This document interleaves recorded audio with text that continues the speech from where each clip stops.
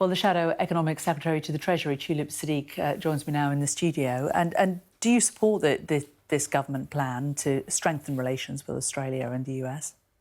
We do support the plans. Obviously, anything that helps our national security and us on the world stage is something that we support.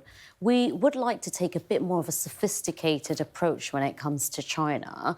Obviously, when it comes to human rights violation, which we've spoken up constantly on whether it's the Uyghurs or other mistreatment in China, want to speak out on them.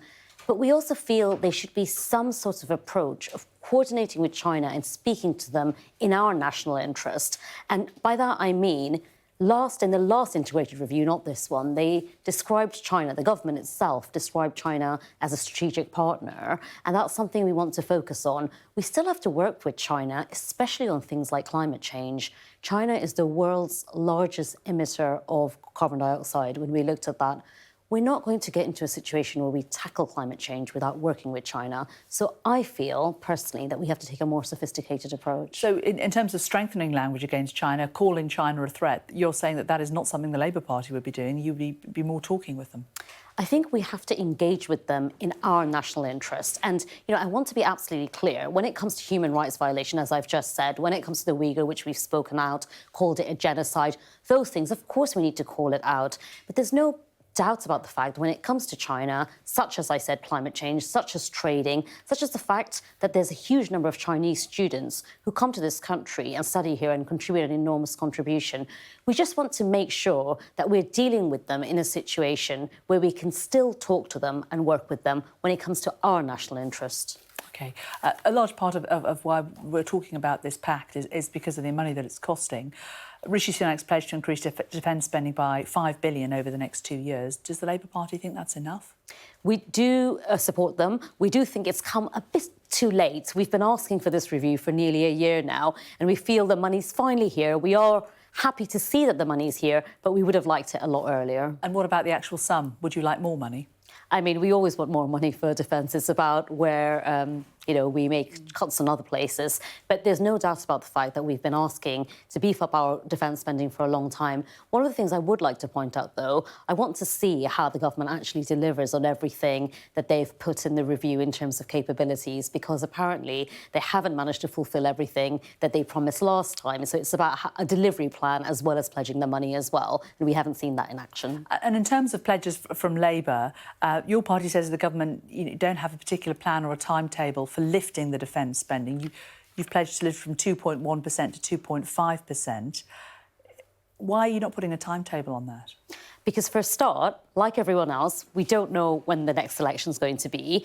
I mean, I don't know if you know, but we certainly don't know. But also, we don't know what... From 6 months on from the next election? But when is the next election and what kind of economy are we going to inherit? I mean, one of the reasons, I know it's frustrating for people, but when they say, can you put a timeline, can you put an exact date? If we knew when the election was going to be, if we knew what kind of economy we were going to inherit, what the inflation rates were going to be, what the books will look like once we take control, if we do manage to win the next election, we've got to make decisions based on that. I'm very reluctant to be drawn into it because I feel that we can make all these promises, but once we're there, things might be very different. But then what's the point of making the promises? Because they're not worth a hill of beans if you're going to say, right, well, we're going to spend 2.5% on defence, but, realistically, it could be 10 years down the line. It's not something that we're going to be doing in the first 6 months of a Labour government or the first 2 years of a Labour government. There's no point in any of these promises, is there?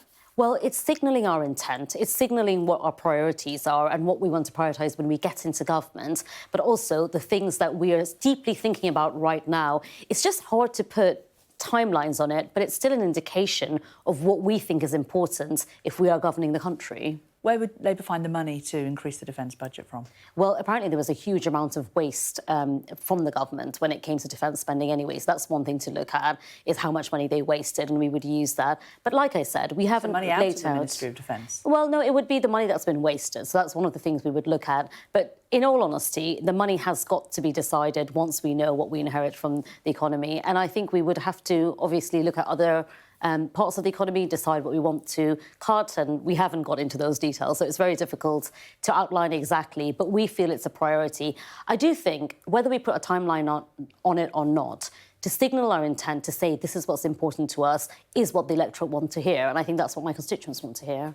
We've got the budget tomorrow, of course. A few things have been trailed in it. One of them today is about pensions, about increasing the lifetime amount you can put in your pensions. Now, of course, this does just affect people who've got an awful lot of money, because we're talking about people with £1 million in pension savings. Do you think this is the right thing for the government to be doing? We in the Labour Party support older people, as we always have done. We support pensioners.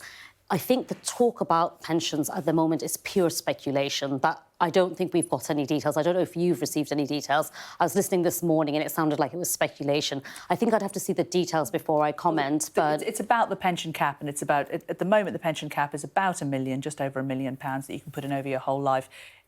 It could be going up to about £1.5 million. So it's essentially encouraging people to put away more for a rainy day, if they, of course, have any spare money to put away.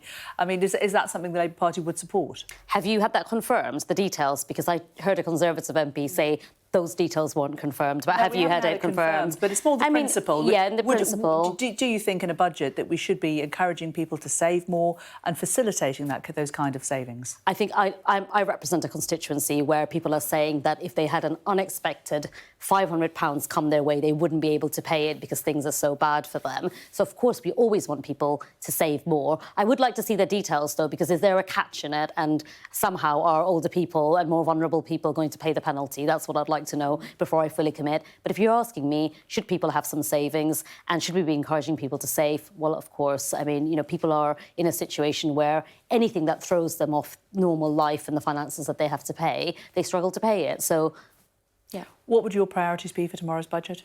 Well, we've talked about how we want a proper windfall tax. I'm sure you've heard this before. The government's brought one in, but we've talked about how we'd like to backdate it and we'd like to close a loophole which allows investment fossil fuel. We want to close that loophole. We want to raise more from the windfall tax. But the other thing we've talked about, if there is headroom, we'd like to freeze fuel duty, and that's what we've said to the government. It sounds like from people who are commenting on the budget that there will be headroom to do this. If there is an opportunity, we think that would be very beneficial for the country to freeze fuel duty. We're also seeing a fresh wave of strikes this week. We've got junior doctors out on strike. They're wanting a pay rise of over 30%.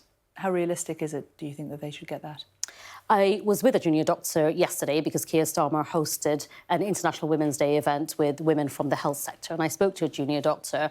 The first thing I'd say is that no one goes on strike on a whim.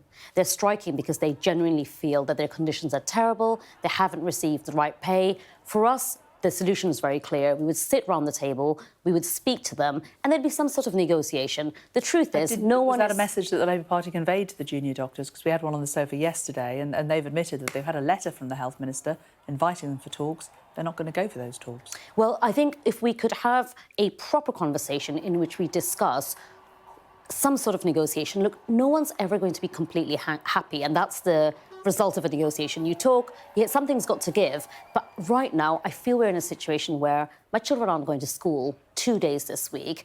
And we went to A&E quite recently with a family member. We were there for hours. We're in a situation we've got to talk to people who are providing these essential public services. And I think the government's done a very bad job of it. Tulip Siddiq, Shadow Economic Secretary to the Treasury, thank you.